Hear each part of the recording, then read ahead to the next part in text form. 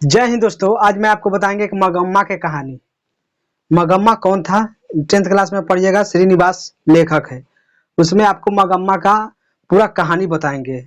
आप वीडियो क्या कीजिएगा, शुरू से लेकर लास्ट तक दिखाते रहिएगा। एक एक पॉइंट समझना भी है, कहानी की तरह आप समझाएंगे। इसमें लघु भी खत्म हो जाएगा, दीर्घ भी, और एक नंबरिया भी खत्म हो जाएगा। एकदम चैलेंज के साथ बोलते हैं। तो चलिए स्टार्ट करते हैं। देखिए, ये मगम्मा है। क्या है मगम्मा? ये दही बेचने वाला को मगम्मा कहते हैं। देखिए, कोई भी जानता है मगम्मा, यानी कोई भी जानता है मगम्मा, डायरेक्टली इसको दिमाग में आता है दही बेचने वाले को मगम्मा कहते हैं। दही बेचने वाले मगम्मा था। इतना आपको समझ आ गया होगा। मगम्मा के एक बेटा था और एक पुतो था और एक पोता था। इतना आपको समझना है। मगम्मा के कई बेटा था? एगो एगो एगो पुतो था और एक पोता था। यानी पूरा परिवार में कई आदमी था? 4 गो आदमी था। एक परिवार में कई आदमी? 4 आदमी। एक बेटा, एक पुतो, एक पोता। इतना आपको समझ है। 4 होगा, ये खुद हो गया तो 4 हो गया। इतना तो आपको समझ आ गया। एक परिवार में 4 आदमी रहते थे। उसके बाद पहले जवान लिए दही वाली मंगमा का लेखक कौन है? तो श्रीनिवास। दही वाली मंगमा, दही कहाँ बेचेगा? कहूँ आदमी निवास करेगा वहीं ना दही बेचने जाएगा, तो निवास हो गया। निवास से श्रीनिवास। उसके बाद भाषा कौन भाषा में लिखा है? कन्नड़ भाषा। उसके बाद अनुवादित किसने किया? किसने किया? बी आर नारायण ने। बी आर नारायण ने अनुवादित किया है हिंदी में इसको। उसके बाद ये घर कहाँ था? ये किसी मगम्मा के घर कहाँ था? तो बैंकटपुर। बैंकटपुर आपको समझ आना चाहिए। बैंकटपुर घर था। इतना आपको समझ आ गया होगा। उसके बाद कुछ पूछेगा मगम्मा के घर कहाँ था, तो बैंकटपुर। कहाँ दही बेचने जाता था वो आगाड़ी आपको बताएंगे। अनुवादित किसने किया है दही वाली मंगमा का? तो बी आर नारायण। उसके बाद किस भाषा में है? कन्नड़ भाषा में। ऐसा आपको समझ आ गया होगा। अब समझिए, सास पुतों के में झगड़ा है और कुछ नहीं, लफड़ा है। अब पुतवा में पोता मिलाया जाता है। पोता के काम क्या है? मिलाना। तो चलिए स्टार्ट करते हैं। देखिए, ये दही वाली मंगमा था, इसको काम क्या था? दही बेचने जाना। क्या काम था? दही बेचना। दही बेचना जैसे कोई व्यापारी नहीं होता है, कोई मान के दूध बेच रहा है, कोई दही बेच रहा है, कोई कपड़ा बेच रहा है, कोई जैसे बेचना। तो ये खुद से दही बनाकर मतलब दूध लेकर औंट के उसको उबाल कर मतलब जोरन रख के दही जमा के इसको क्या करें बेचने जाता था। अब कहाँ बेचने जाता था समझिए। ये बेचने जाता था एक शहर था। कौन शहर? बेंगलुरु। बेंगलुरु। बेंगलुरु शहर कहाँ पड़ता है? कर्नाटक में।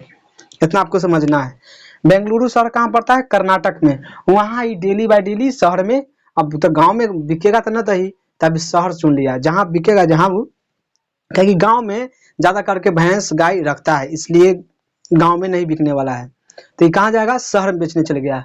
शहर में डेली बाय डेली आना जाना इसको था। डेली बाय डेली आना जाना करता था, मतलब दही खुद से जमा के खुद बेचना करता, व्यापारी था समझिए।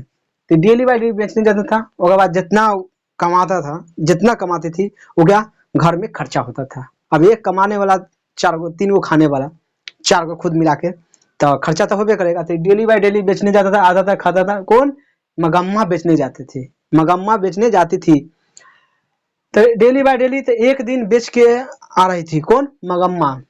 तो उसको पुतो है, पुतो, पुतो का क्या नाम था? नजम्मा। पुतो का क्या नाम था? नजम्मा। याद की मगम्मा है दही बेचने वाला, इस मगम्मा के पुतो का क्या नाम था? नजम्मा। कौन था? नजम्मा। नजम्मा ने अपने बेटे को, नजम्मा ने अपने बेटे को पीट रहा था, दौड़ा दौड़ा के पीट रहा था। मान चलिए जो कोई को नहीं होता है जब अपने बेटे को पीटता है, तो उसी नजम्मा अपने बेटे को पीट रहा था। तो ये दही बेच के आ रही थी।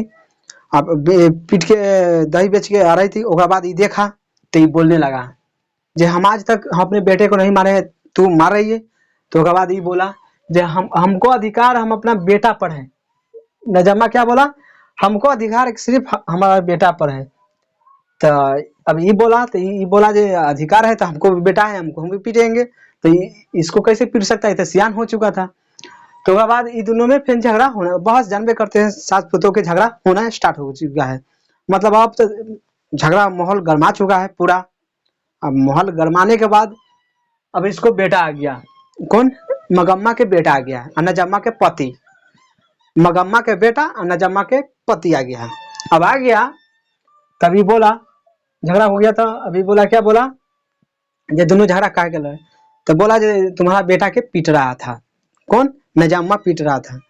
अब पीटने के बाद ये दोनों झगड़ा फिर, तभी फिर शाम हुआ, शाम हुआ उसके बाद ये पत्नी, नजामा था वो अपना पति के उल्टा सीधा कह के समझा दिया उल्टा पुल्टा।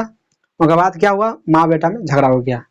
माँ बेटा में झगड़ा होने के बाद डायरेक्टली पूछा जे अगर मतलब माँ और क्या कहता है, माँ और पत्नी दोनों में किसी को मतलब चुनना होगा। एक तरफ माँ के लिए माँ है, क्या है, माँ, एक तरफ पत्नी, एक तरफ माँ एक तरफ पत्नी है, तो जिस पहले किसको चुनना चाहिए, तो हमका अनुसार से तो माँ के, लेकिन ये चुन लिया क्या, पत्नी को, कौन, ये चुन लिया नजम्मा के पति, कहा इसको कोई नहीं है, हम इसको जरूर रहेंगे। तो मारा गया अकेला, क्या हो गया, माँ हो गया अकेला।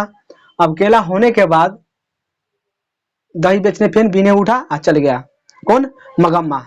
फिर बीने उठा सवेरे, सब दही हुई बांध लिया, फिर घैला में लिया और दही बेचने चला गया। अब दही बेचने गया, फिर आया तो देखा जितना सामान था, हड़िया जितना, लोटा छिपा जितना था, वो 2 भागों में बटा चुका था, 2 भागों में बटा चुका था, यानी आधा आधा बढ़ चुका था। ताया तो मगम्मा के पता हो गया था, जब हमको अब अलग कर ही देगा, तो अलग तो हो चुका था, अलग कर दिया। उसके बाद पकाया उकाया, मतलब अच्छा से खाना वाना खाया और फिर बीने पर निकल गया। डेली बाय डेली वैसे करते करते उसके बाद इसको दिमाग में आया, क्या आया, जब जितना कमाते हैं उतना खुद अब खाएंगे या कुछ भी खर्चा कर सकते हैं, अब तो कोई खाने वाला नहीं बचा, अब हम अकेला खुद बचा। उसके बाद ये अब सोचा जब हम जितना क्या करते हैं खर्चा करेंगे, जब खुद पर करेंगे, तो ये क्या किया, एक कपड़ा करने गया, एकदम मखमल वाला, समझिए क्या, मखमल वाला एक कपड़ा खरीदा, मखमल वाला क्या किया, मगम्मा कपड़ा खरीदा, एकदम अच्छा लगने वाला। अब गया दर्जी का से आया, 500-600 रुपया लगा। उसके बाद उस समय में 500-600 रुपया लगा, उस समय में अखनी के समय में 1 लाख रुपया पड़ता है, अब जिया के समय में 500-600 खरीदा और खुद पहनने लगा। अब पहनने लगा तो रंगरप्पा के क्या हुआ, डाउट होने लगा है, तो लगता है अब पैसा, तब रंगरप्पा कौन था, अभी दिमाग में आपको चलता होगा, रंगरप्पा एक जुआरी था। रंगरप्पा कौन था, जुआरी, जुआरी, रंगरप्पा कौन था, तो जुआरी। क्वेश्चन पूछ देगा 1 नंबरिया में, रंगरप्पा कौन था, तो जुआरी था। तो डेली बाय डेली ताश उस खेलता था रास्ता पर, डेली बाय डेली मगमा क्या दही बेचने वही रास्ता से गुजरते थे, डेली बाय डेली आला जाना।